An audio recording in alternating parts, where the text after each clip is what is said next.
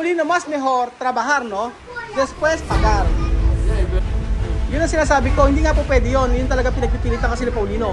Hihingi muna siya ng pera at saka siya magtatrabaho. Si Kuya Roel, ang inyong pong kaibigan dito sa Ecuador. Maganda nga po. Appreciate yung papaano sila nagdadasal habang kumakain.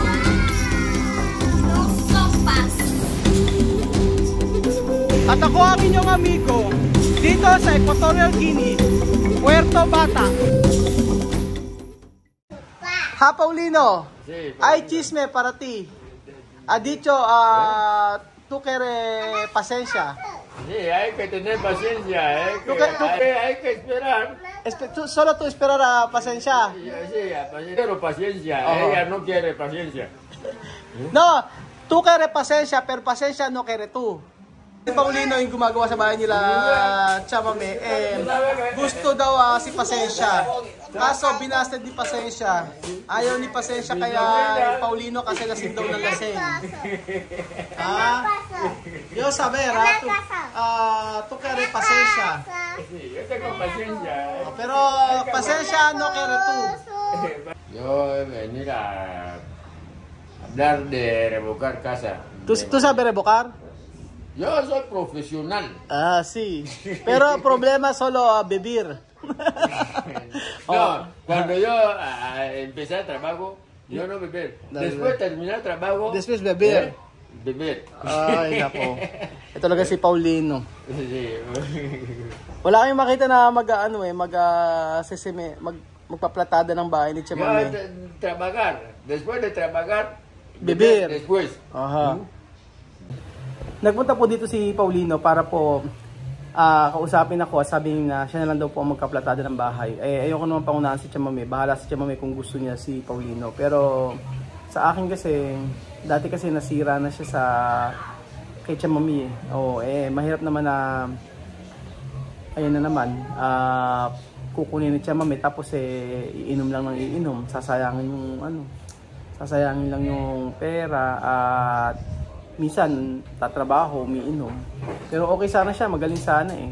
Kaya lang ewan ko kung kukunin siya Chamame. Napunta rito at nakikiusap na bigyan daw siya ng trabaho.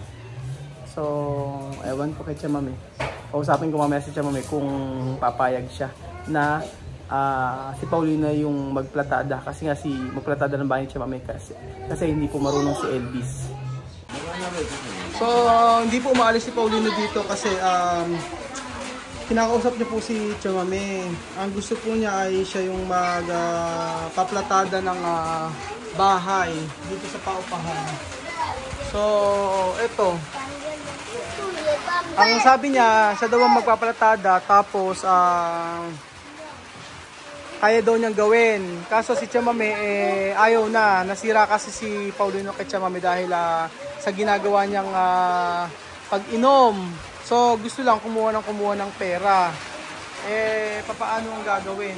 Sabi ni Chamame, ayaw niya na. Kaso, makulit itong si Paulino, pumunta dito para kausapin ako. Ako daw ang kakausapin niya. Sabi niya, mas maganda na ako daw ang makausap. Ayaw niya si Chamame. Kasi pag si Chamame, ayaw na talaga ni Chamame. At sabi niya, kausapin ko rin si Chamame. Na siya na lang daw ang kunin sa pagkapalatado ng bahay. Paulino, tu ha dicho, tu sabe revocar, no? Sabe revocar. Hacer todo. Todos. Revocar, electricidad, baldosa también.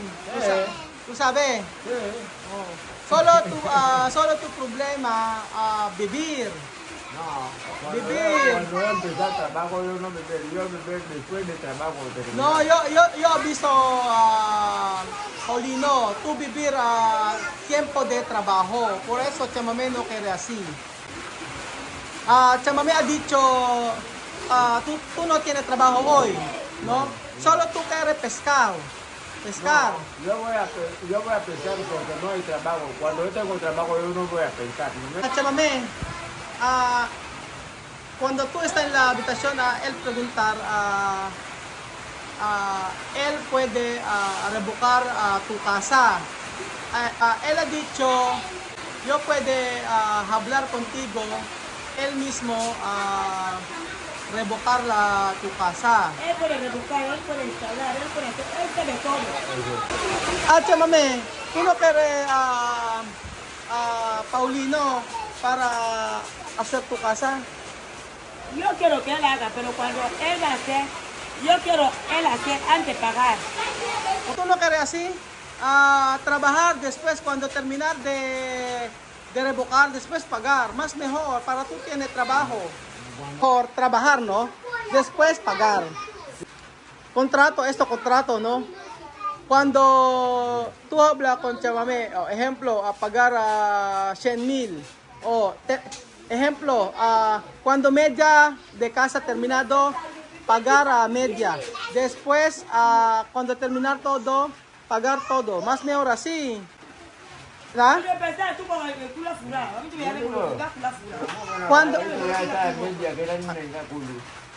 ang gusto kasi nito, kapag daw nag-umpisa, hihingi na siya ng pera. Eh, yun ang ayaw ni Chamame.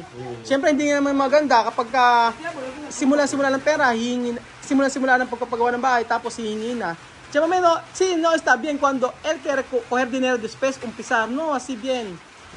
Trabajar después cuando, ejemplo, terminar 15 días, después coger.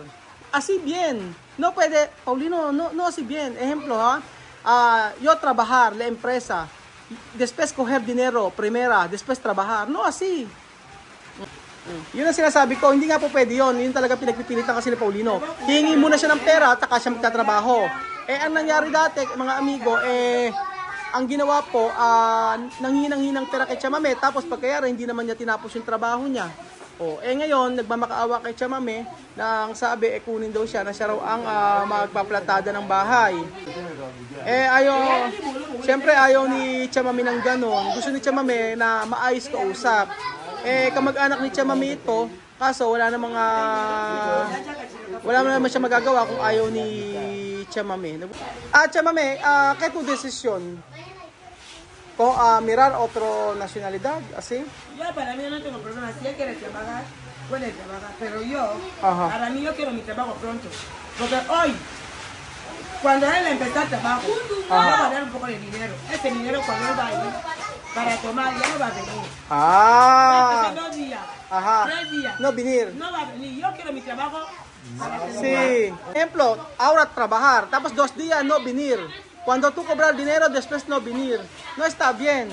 Chamame, confianza, tú sabes trabajar, todos. Pero de costumbre, ¿cómo va tu trabajar? Esto más importante. Cuando voy a echar arena, yo le voy a llamar porque te voy a dar él a decirme cuánto. Vamos a hablar esto, ¿no? Ejemplo, tú coger él, ¿no? Después, cuando él no trabajar bien, puede echar. Así bien, mejor. O depende de tú. Cuando tú coger otra persona, depende de tú. No hay problema para mí también. Pero, Chamame, él venir aquí porque él quiere trabajo. Él no tiene trabajo. Él sabe que yo tengo trabajo. Él como mi hermano, yo como su hermano. Ajá. Cuando yo tengo trabajo, él sabe que mi hermano tiene trabajo. Como ahora el techo ya ha terminado. Ahora revoco. Él sabe que yo tengo que revocar. Si hay cemento, hay arena, no hay problema. Yo le doy su dinero, empieza a trabajo. Ajá. Pero yo sin dar dinero, yo no quiero que él haga trabajo. Ajá. Chamame, ¿qué tú hacer? ¿Tú coger a Paulino o él quiere pero trabajar en serio? Depende de él, porque hoy yo llamaba a otra persona. Cuando tú llamabas por la mañanita, técnico aquí sentado. Ajá. Yo terminé de hablar con técnico.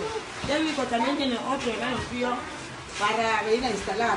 Ajá. Poner macarrón. Ajá. Trazar todo el cuerpo, empezar a picar para la instalación. Ajá. Revoque fuera antes, después de él. Pero yo no quiero mi trabajo 2 días, 1 día, 2 días para. Ajá.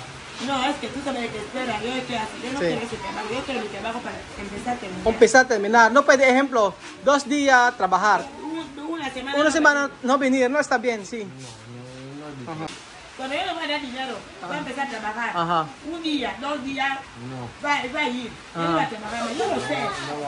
no va a suceder eso. No va a suceder eso. Ang sabi po ni Chamame, ang gusto niya kasi magtrabaho na muna, tapos saka babayaran. Eh, ang gusto ni Paulino ay magbigay muna ng pera, tapos saka magtatrabaho. Kumbaga, babali. Ang sabi ni Chamame, titingnan daw po muna ni Chamame kung magbabago itong si Paulino. Kasi meron daw nagpunta dito kanina, at pero pwedeng gumawa. Galing po talaga kasi ito si Paulino, ang problema lang po talaga umiinom. Tapos, ang problema po ay umaalis sa trabaho. Hindi naman po pwede yung ganon. Aalis tapos mangingisda or iinom, ayaw ni Chamame ng ganon. Kaya, sabi ni Chamame, titingnan sa Lunes kung si Paulino pwede pa uling magtrabaho. Kasi kinukonsider din ni Chamame na kamag-anak nga naman niya ito. Kaya lang, ang problema nga naman kung hindi naman maging ayos yung trabaho at mag-aantay ng matagal, malaking problema yon. Kasi kagaya ng semento, pag nabuksan na yung semento, syempre titigas. Tapos minsan meron pa palang pagkakataon, mga amigo, na si Paulino nagtrabaho ng half day, tapos hindi na po pumasok, uminom na. So, yun ang kinagagat ni Chamame. Pero, sabi ni Chamame, titingnan daw niya kung kukunin pa niya ito. Kung kukunin pa niya si Paulino. So, ayun po mga amigo, i-update ko po kayo. Sa tingin niyo po ba mga amigo, okay po bang kunin si Paulino? Magaling siya. So, nagkaroon ng problema sa pagkatrabaho. Okay bang bigyan siya ng chance o hayaan na lang natin si Chamame na kumuha ng ibang tao na magpaplatada ng kanyang bahay? So ayun po mga amigo, salamat po sa panonood at i-update ko po kayo kung ano po ang magiging usapan po nila.